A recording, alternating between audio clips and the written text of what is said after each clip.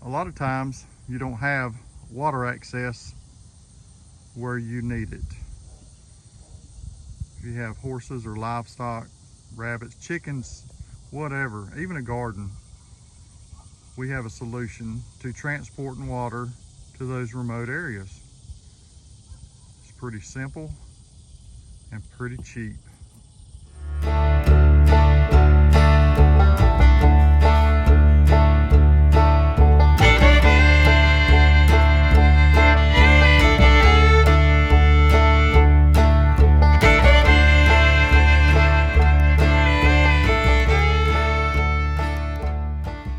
Sometimes we had to bring water for the horses, goats, whatever needs watering, where there is no water spigot. We come up with this idea years ago. It has served us well. However, we have a pretty major leak going on here. This is just a standard PVC on-off valve, 3/4 inch pipe with a extension. I'll show you how this works. We have to be close enough, and I've got all this figured out over time, to make sure that the pipe itself can be put into the trough, at least close. This is how this happens to work today. It's dry fitting, no glue, so I can take it on and off. But as you see, it fits pretty dang good. The red tape is there because that fitting is broke also, and cracked, so it was leaking pretty good. And so was our barrel. So we're going to fill up this water trough and see about getting some new fittings, maybe even a bigger pipe, maybe 1 inch pipe rather than 3/4, and rebuild this water tank.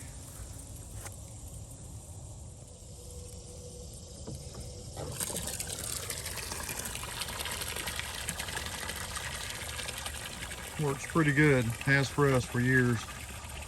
This is probably 9 years old or so. Where we used to have our goats in a pasture. There was no water access. Good pasture, just no water. So I come up with this little idea. I'm sure I'm not the first. It's just a plastic 55-gallon drum and some PVC pipe fittings.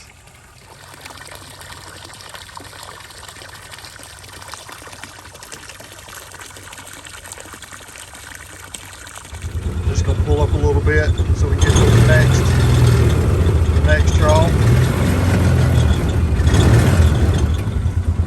It's kind of hard to tell, but I believe I got that judged about right. Fairly close against the fence. This one here is a little more of a challenge. There's only a small gap here because it's a taller tub.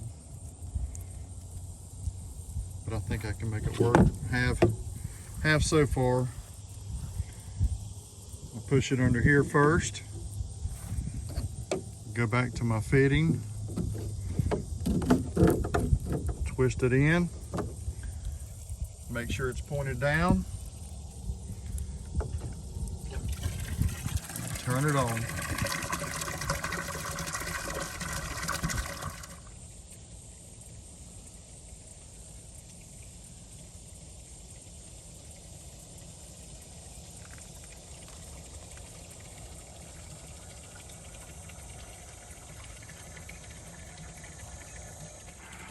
I try to keep a little bit of bleach and a scrub brush just in case we need to dump it and scrub them out. I think I'm just about out here.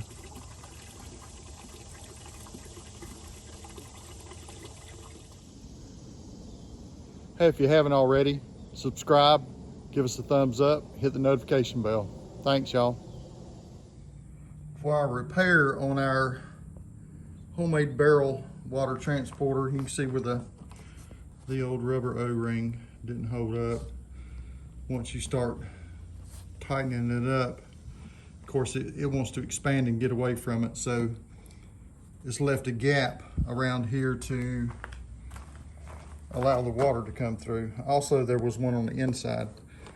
So I was going to replace everything and upgrade it to a 1 inch. This is a 3/4 inch system here with the pipe here, and it works. And the cost to replace it with 1 inch stuff, a 1 inch ball valve, it was going to be crazy expensive. So after about an hour search in the hardware store, I found this. These are rubber washers, 3/4 inch hole. So it's going to be ideal to mate it up here. Put one on the inside, one on the outside. I bought a new elbow because of the one that's cracked up here, just because that was only I think 60 cents or something like that. And we're going to put some quick seal caulking as an extra little preventative. That took a little bit of patience. My arms aren't but so long to try and hold that and turn it from the outside to get it loose. This is the fitting I had on the inside of the barrel. The rubber O-ring here is cracked pretty good all the way around. So I'm gonna put that washer on here, insert it back in, and put the other washer on the outside and screw that back together like so. Sure hope it works. It's a good little system. It just needs to be tweaked. And I'm thinking that these washers on this will fix my problem 100%. I'm just gonna take this and put just a small bead. I say small. We'll see how it comes out. Just a little precautionary here, because once I get it together, I don't want to have to struggle and take it apart. So I'll do that one. I'll go ahead and do this one when I got it in my hand. And this is just to possibly seal up any possibilities of the water leaking, because my hole isn't exactly round. It's pretty rough, primitive looking, because that's what I had to work with. So this goes onto this. You know, I might should have better put that on there before I put the silicone on. Tell you what, I may just flip it over. And let the silicone be against that side.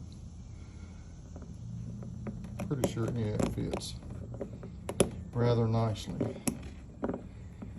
That'll give me some good coverage from the jagged edges. That may work anyways. Ha. All right, there's that part. And now I'm going to sandwich this like so, and then try to fit this part to here. Wish me luck. All right, got the washer on there now to get this started. I think it's got to start. And we'll get her tightened up.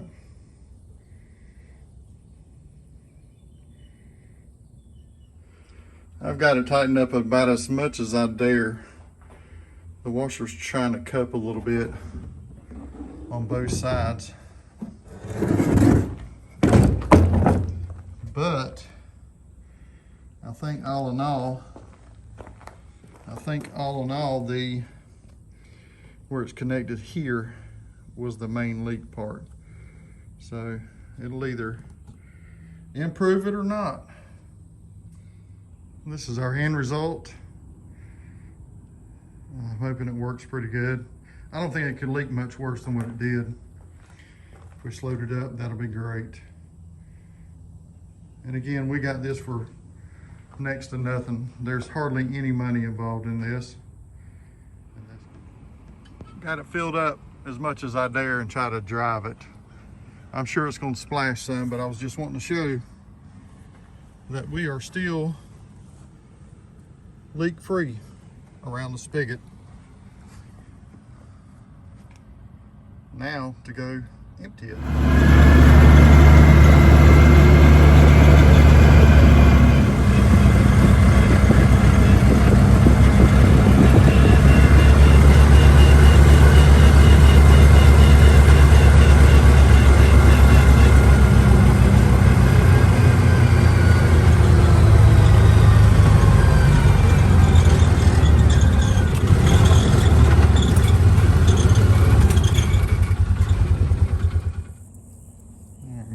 Get this hooked up and emptied out. Pretty straightforward.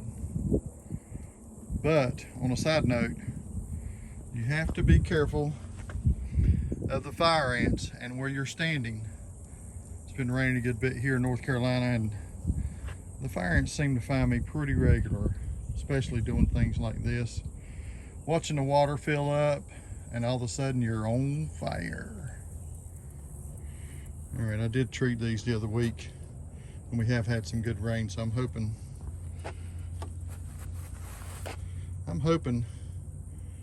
they're not at home. Keep check on my shoes. That's a miserable something. All right, so pretty simple. No glues involved, so we can take it off and move it.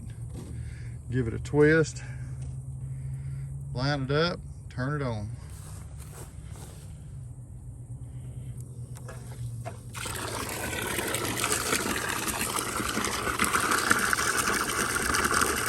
We're in the water business again.